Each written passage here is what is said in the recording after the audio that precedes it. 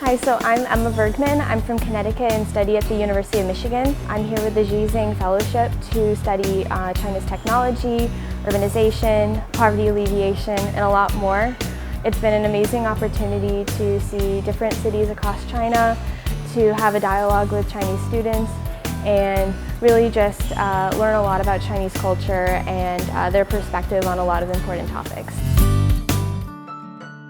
However, I did think that China was going to be very different from the United States. I tried keeping a really open mind. I was expecting to experience maybe some culture shock. However, I feel like throughout the trip I've learned that we're actually a lot more similar than I thought. You know, we all go to school, we're all really passionate about the environment and other social issues. You hear in the news that some of the cities, because there are so many buildings and people living there, that the pollution is a really big problem. I was really pleased when coming especially to Beijing that the pollution really was a lot better than I expected, and I think that that's because China's done a lot to reduce pollution in their big cities. So we're here at the Chongming Planning Museum, and immediately I'm really impressed by what this island is doing for the environment. So they're really working on trying to preserve a lot of the different bird and fish species here, and that's so important because if you take out one animal from the ecosystem, it can all become unbalanced. The museum, you can see one of these birds here. It's stopping for a little bit of a break before they continue flying south for the winter. You can also see little crabs and all these different plants in the wetlands. It's really just a great museum. You can look over here and see like more birds, and they have lots of different very interactive like demos for you to really like understand about Chongming's island. Right now that they're working on an initiative to make sure that these birds have a place to stay so they don't become endangered, and that's really great for the environment and for ecological balance.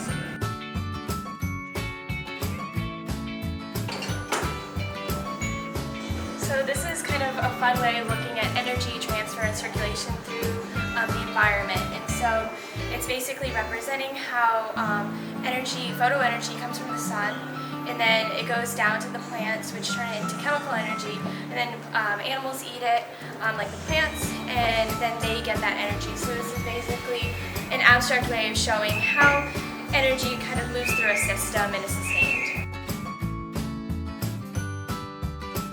We actually had a lecture on climate policy in China, and while there are definitely things to improve on, their energy efficiency is really great, and there's actually a study done, and I think China is number 6, and the US is actually 8, so I think that China is really doing their part to kind of prevent climate change from progressing more. So I would describe the trip as eye-opening, impactful, and unbelievable. I think it's eye-opening just because I've really been able to take a step back from what I've thought about China and other world issues and listen to other viewpoints.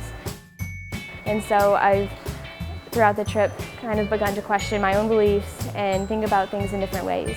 And I've had an opportunity on this trip to learn about climate change and learn about like environmental regulations and technology. And so I think that I'm starting to think of health not so narrowly, but really apply it to different spheres. Like from Tencent and Alibaba, they have a lot of health applications, and I think that it's unbelievable because I honestly never thought I was going to come to China. It's been such an amazing trip, and so I've, throughout the trip, kind of begun to question my own beliefs and think about things in different ways. However, I've really begun to be really impressed by what China's doing to work on climate change and work on the environment. I think that we definitely, as the United States, can learn from what China's doing. So really putting emphasis on clean energy and being more energy efficient, and building better infrastructure to reduce carbon dioxide emission.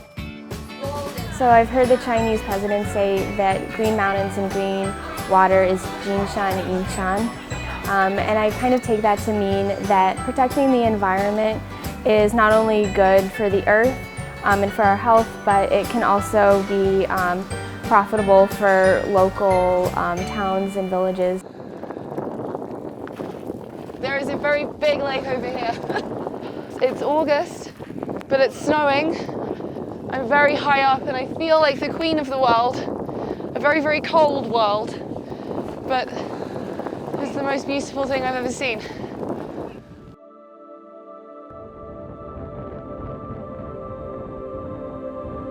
Since the mid-20th century, the destructive scale of man-made emissions, deforestation and species extinction have led to an era some scientists are calling the age of the human.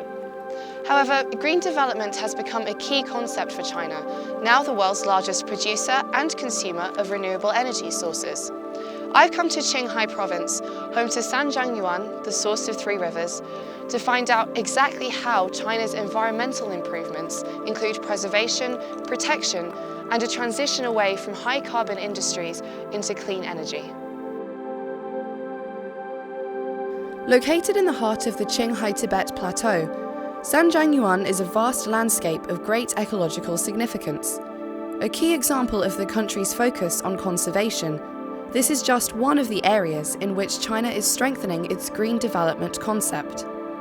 A vast grass and wetland with ripe forests and diverse wildlife, protection from human activity and climate change has become crucial for its preservation. Hi. 你好. 你好. 你好. So we go? Okay.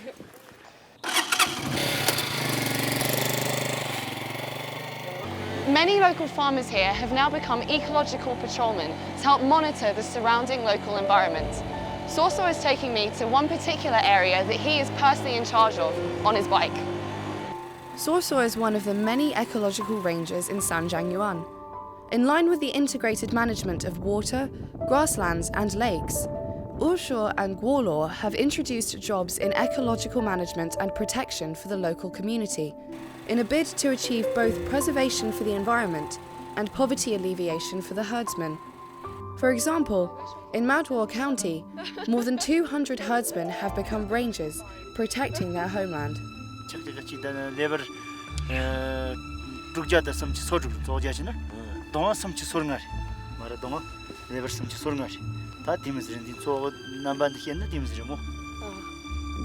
Sorso has now served as a ranger for many years, witnessing both the disappearance and gradual return of the wild animals in this area.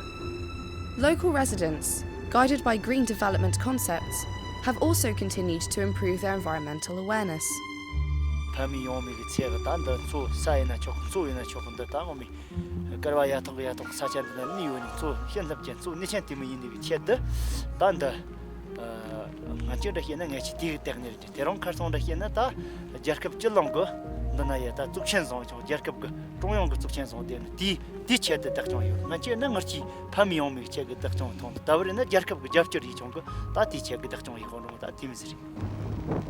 A bull-head-like monument, which serves as a totem marking the headwater of the Yellow River, sits atop the mountain between Jialing and Erling Lake, earning the mountain its name, Bullhead Mountain.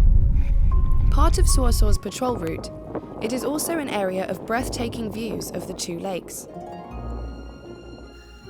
The Ranger Project is just one approach to ensuring the full recovery of Sanjiangyuan's ecological conditions. The Monitoring Center of Qinghai Provincial Environmental Protection Bureau has also adopted several methods for real-time monitoring of the area. I've come to the Monitoring Center, where Ding Lingling, a staff member who once introduced the center's work to President Xi Jinping, will take me to look around the center. So can you briefly introduce your kind of day-to-day activities here and what sort of experience you have at this center? 日常的工作呢，就是利用这个生态环境监测网络的这个远程视频系统，来观测重点河流、重点生态系统和重点生物的一个物种多样性的一个分布情况，然后用相应的软件分析，来对我们的监测评价呢做一个数据支撑。好。 The ecological window system set up by the Bureau is capable of remote, high-definition video monitoring of the wildlife in Sanjiangyuan, up to 800 kilometers away. 那么在这里呢，我们就可以看到，这个藏羚羊迁徙过这个五道梁北大桥下面的一个情况。当时呢，我们是为习总书记展示了这个大概有300多只藏羚羊母子群返回的一个视频画面。他对这个青海省的这个生态环境保护工作呢是极其重视的，当时也问到了雪豹的一些物种分布的情况。Improving and maintaining the conditions of Zhanjiang require great care. Its varied ecological systems, from prairies to wetlands, forests to desertified land, have attracted a wide range of rare species. 这个画面展示的就是国家一级保护动物雪豹的一个活动影像。雪豹的生活习性非常机敏，它属于昼伏夜出的动物。这是通过一种红外触发相机的技术，经过长期的蹲守才拍到的一个珍贵的影像。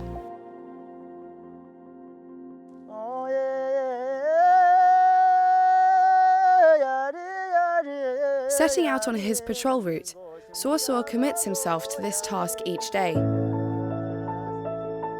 President Xi Jinping notably said that one should protect the ecological environment as they would protect their eyes, and treat it as one would treat their life.